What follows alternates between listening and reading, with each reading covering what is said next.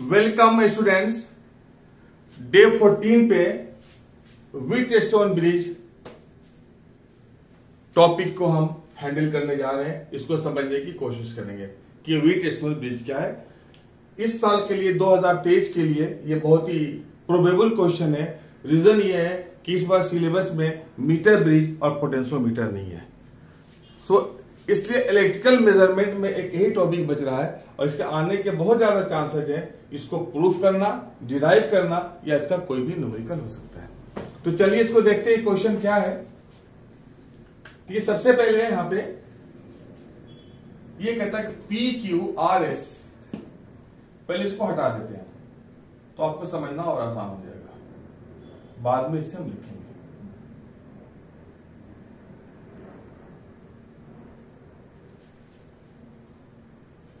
P Q R S और ये galvanometer, जी galvanometer है और कैपिटल जी गैल्वेनोमीटर का रेजिस्टेंस भी है।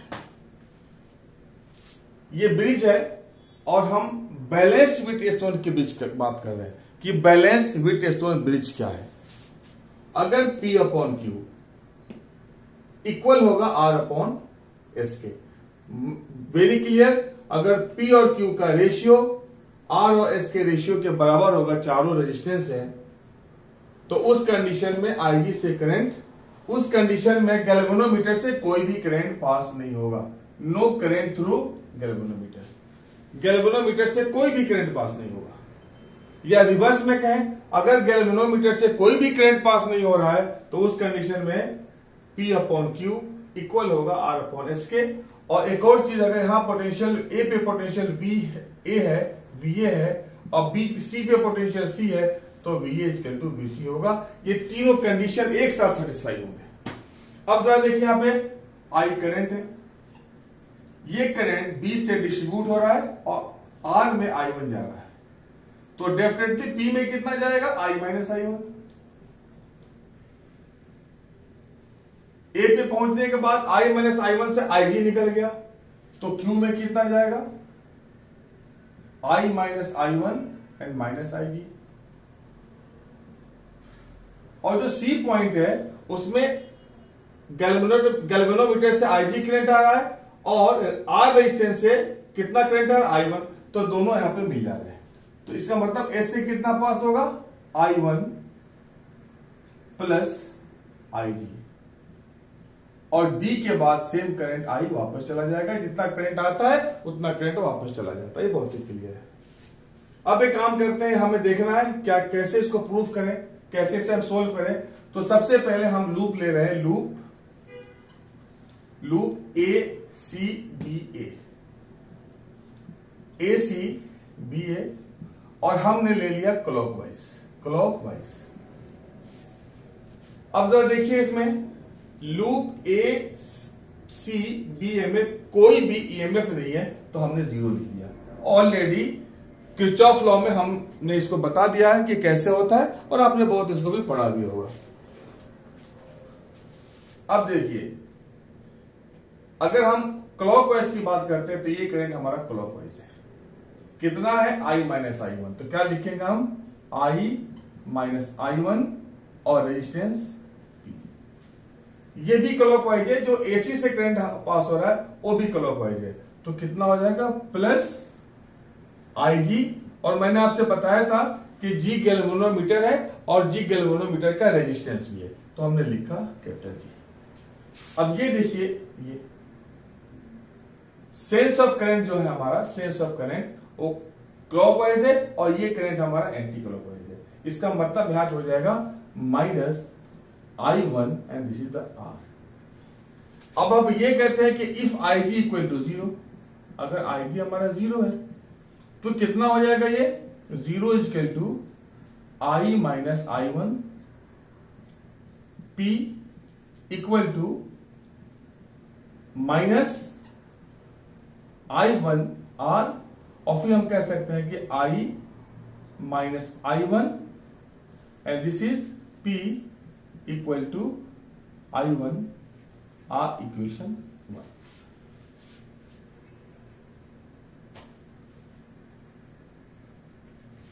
अब हम लूप लेते हैं, लूप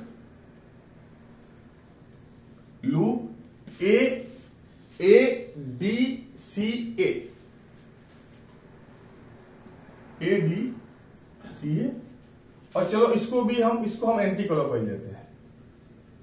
एंटी क्लॉकवाइज, ये क्लॉकवाइज था, anti clockwise, anti clockwise. Galvanometer, अभी देखिए सेंस ऑफ करंट, ईएमएफ इसमें भी नहीं है तो जीरो कर दिया हमने, नो ईएमएफ।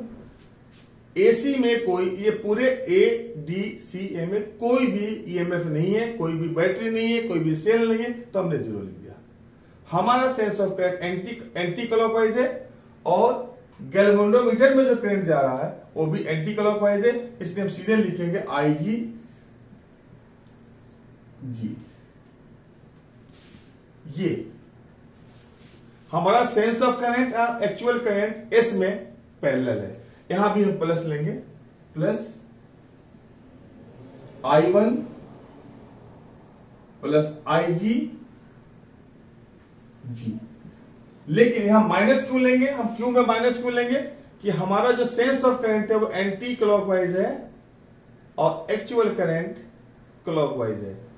तो उस केस में क्या हो जाएगा, निगेटिव होगा, दोनों ऑपोजिट डायरेक्शन में। तो क्या लिखेंगे, I minus I1 minus IG, and this is here Q। यहां भी हमने मान लिया कि IG इक्वल टू 0, तो डेफिनेटली ये पूरा का पूरा 0 हो जाएगा, 0। ये कितना हो जाएगा, IG 0 हो गया, तो दिस इज I1G, I1G। इसमें भी IG 0 हो गया, तो minus I minus I1, and this is the Q, या finally I minus I1 Q equal to I1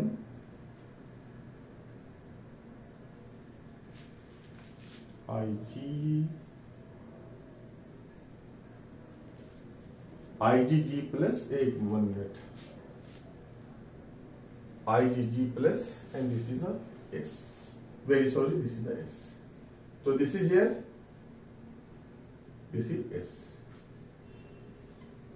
and this is here S। Equation 2, dividing 1 by 2, dividing 1 by 2, 1 by equation 1 को 2 से divide कीजिए, तो definitely I minus I1 और ये I minus I1 divide हो जाएगा, ये हो गया P upon Q। Similarly R, और यहां पे I1 R and I1 S, I1 और I1 divide, that we get R by S। ये हमारा R बाई S हो गया। प्रूफ, एक ऐसा क्वेश्चन है जो एग्जाम में आ सकता है, प्रोबेबल है। इस पे न्यूमेरिकल्स भी होते हैं। आज एक शॉर्ट में हम एक दो क्वेश्चन करके खत्म करें। इसके पॉसिबल कौन कौन से क्वेश्चन आ सकते हैं, अब जरा आप देखते हैं इसके शेप कौन कौन से बन सकते हैं।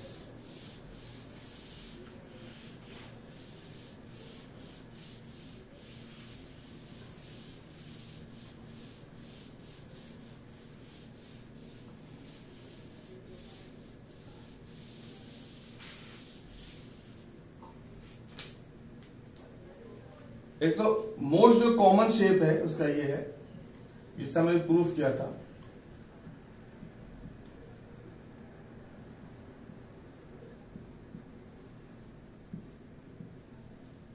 ये 1, ये 2, ये 3 और 6 है, और ये हमारा गैल्वेनोमीटर। ये गैल्वेनोमीटर कोई भी एक रेजिस्टेंस है जो हमारा 10 है, ओम।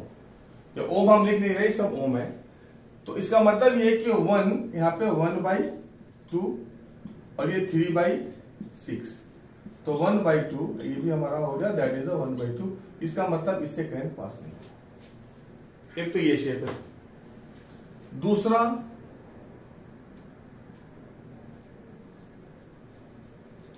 Second shape,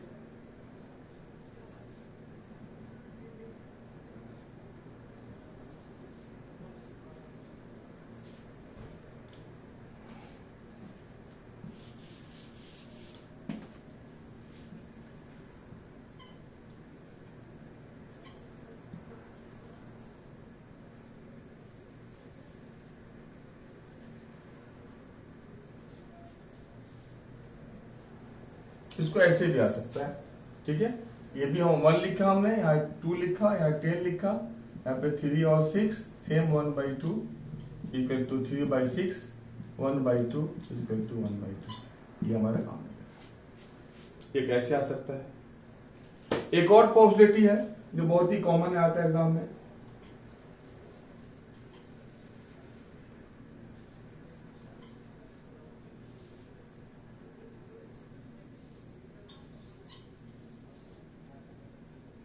one 2 3 6 10।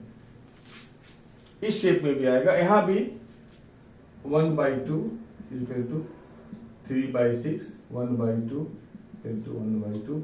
यहां से करंट पास नहीं होगा, यहां से करंट पास नहीं होगा। तो ये पॉसिबल है। अब इस पे एक छोटा सा न्यूमेरिकल करते हैं, देखते हैं।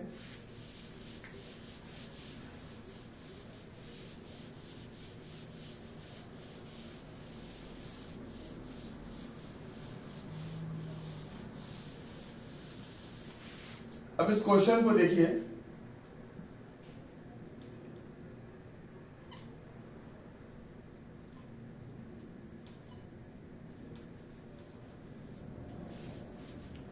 ये कौन सा न्यूमेरिकल है देखेंगे।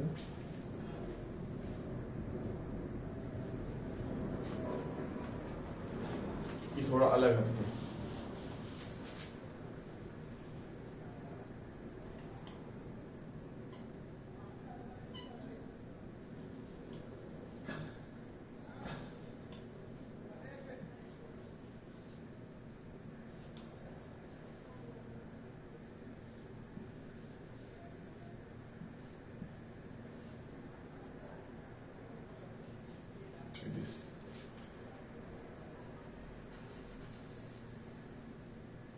Three ohm, 6 ohm, 2 ohm, 4 ohm, 10 ohm, 6 volt, 254 ohm. ये आपका क्वेश्चन है। क्वेश्चन में यह है कि no current through 10 ohm resistance, no current, ये क्वेश्चन का पार्ट है। क्वेश्चन का पार्ट है no current through 10 ohm resistance.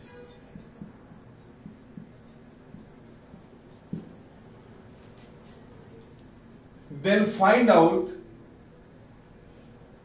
This is X, then find out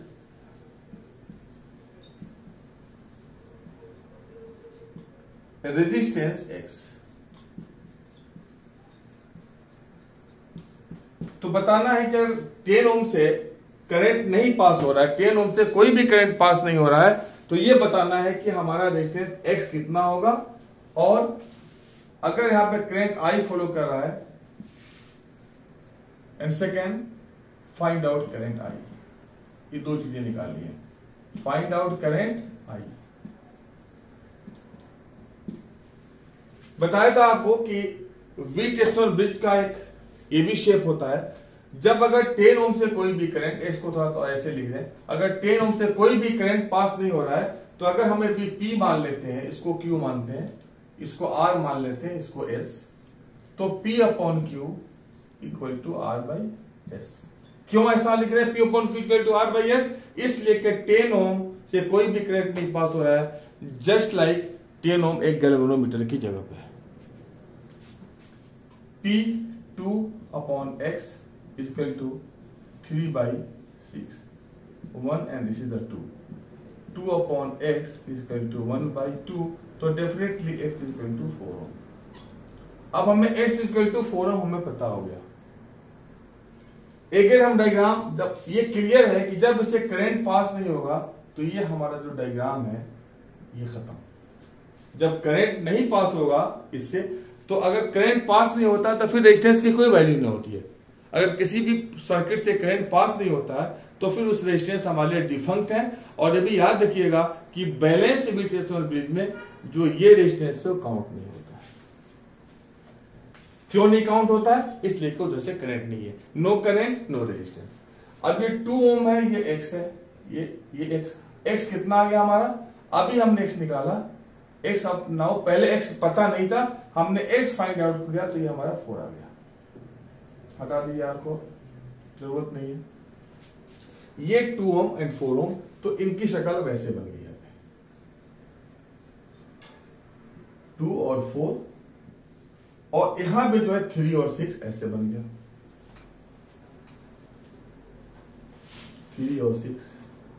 और यहां से आने के बाद यहां बैटरी के साथ हमारा रेजिस्टेंस लगा है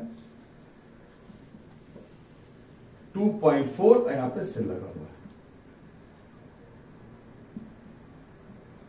अब 6 वोल्ट। एक चीज बहुत ही क्लियर है, ऐसा लगता है 2 और 4 को जोड़ेंगे सीरीज में तो ये हमारा हो गया 6 ओम, लाइक दिस 6, 2 4 सीरीज में जोड़ेंगे तो 6 ओम होगा, और जो 3 और 6 है ये भी सीरीज में है, इसे हम जोड़ेंगे तो ये हमारा 9 ओम हो गया। और फिर यहां पे ये 2.4 ओम, और ये हमारा 6 वोल्ट से।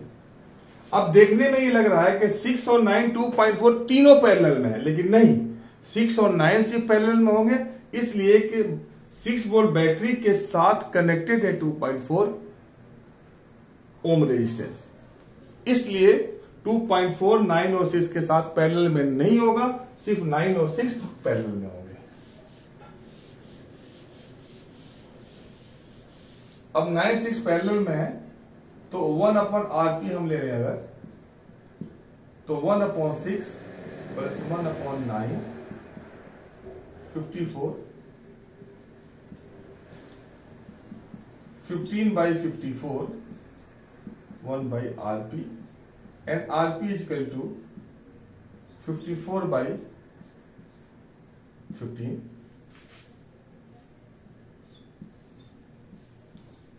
18/5, एंड आरपी सोल्व कीजिएगा तो हमारा 3.6 होगा।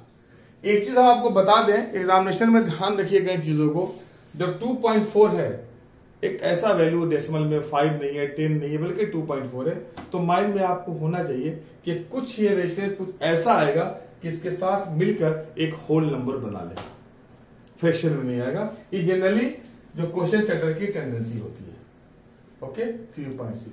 अब आपका जो है ये 3.6 और 2.4 अब एक साथ सीरीज में हो जाएंगे, लाइक दिस।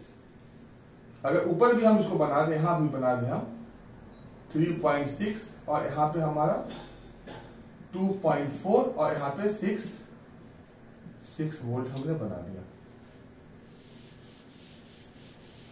तो ये 3.6 और 2 देखने में पैरेलल लग रहा है, लेकिन नहीं, हमारा कहीं भी जंक्शन नहीं है। यहां पे देखिए जंक्शन नहीं है, यहां भी जंक्शन नहीं है, यहां भी जंक्शन नहीं, यहां भी जंक्शन नहीं है, तो तीनों दोनों जो है 3.6 और 2.6 हमारे सीरीज में है। तो टोटल रेजिस्टेंस अगर बात करें RS इक्वल टू, तो 3.6 plus 2.4 and that is 6 ohm, and I is equal to V upon RS।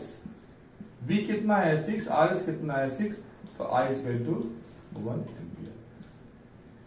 इस तरह के 2-3 क्वेश्चन और भी प्रैक्टिस कर लीजिएगा।